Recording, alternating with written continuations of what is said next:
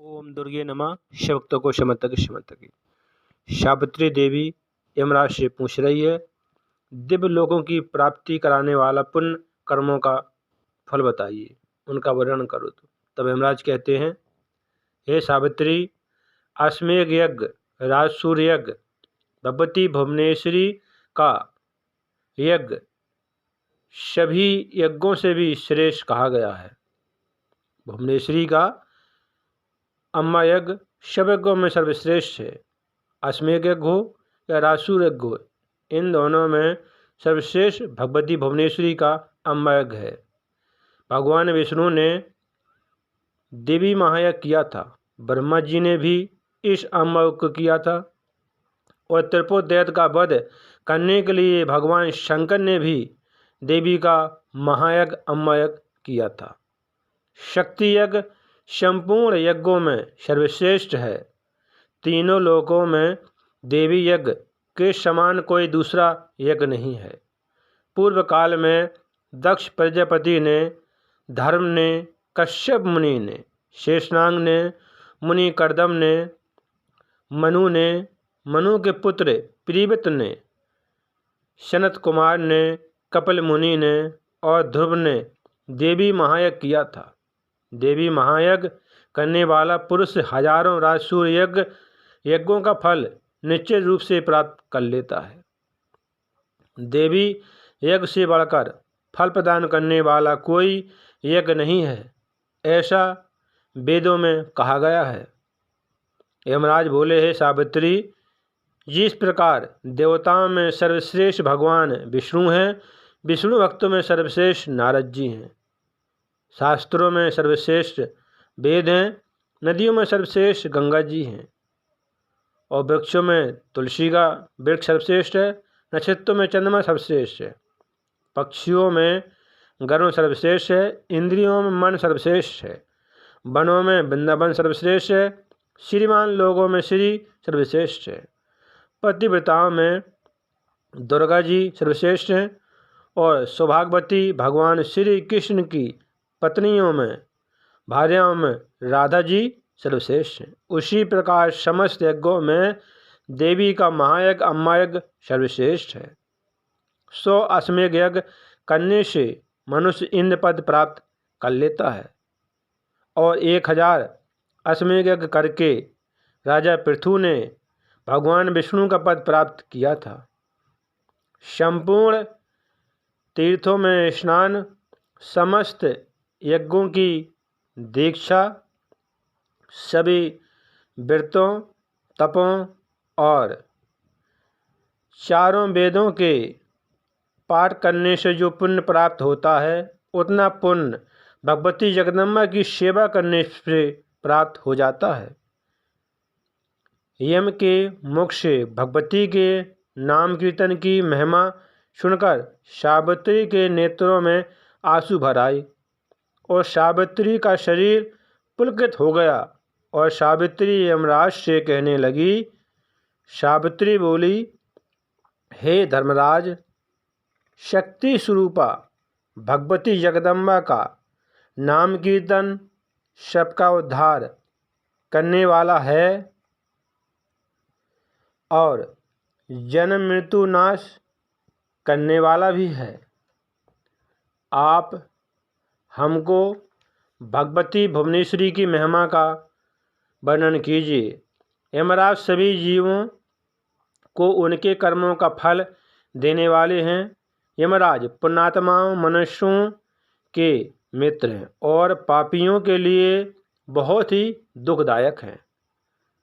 सूर्यपुत्र यमराज ने सावित्री को विधि पूर्व भगवती के महामंत्र माया बीज की दीक्षा प्रदान करके सावित्री को यमराज अब मनुष्य के शुभ अशुभ कर्मों का फल बताने लगे। यमराज अब मनुष्यों के अशुभ कर्मों का फल बताने लगे। मनुष्य अपने अच्छे कर्मों के फल से नरक में नहीं जाता है और मनुष्य अपने बुरे कर्मों के कारण ही अनेक प्रकार के नरकों में भ्रमण करता रहता है। नरकों में जो कुंड बने हुए हैं उन 84 कुंडों में पापियों के लिए बहुत दुखदायक हैं। नर कुंडों में 10 लाख अनुचर सेवक दूत सदा नर कुंडों की रखवाली करते रहते हैं। यमराज के दूत अपने हाथों में तलवार और गदा लिए रहते हैं और दयाशून होते हैं। यमराज के दूत अनेक प्रकार के रूप धारण कर लेते हैं। दूत मनुष्यों को मृत्यु के निकट ही दिखाई देते हैं। भक्तों और पुण्यशाली तपस्वियों को दिखाई नहीं देते हैं। जिन मनुष्यों ने स्वप्न में भी कभी भी अपने इष्ट देव का दर्शन किया हो या आपको हो गया हो, उन्हें यमदूत कभी नहीं दिखाई देते हैं।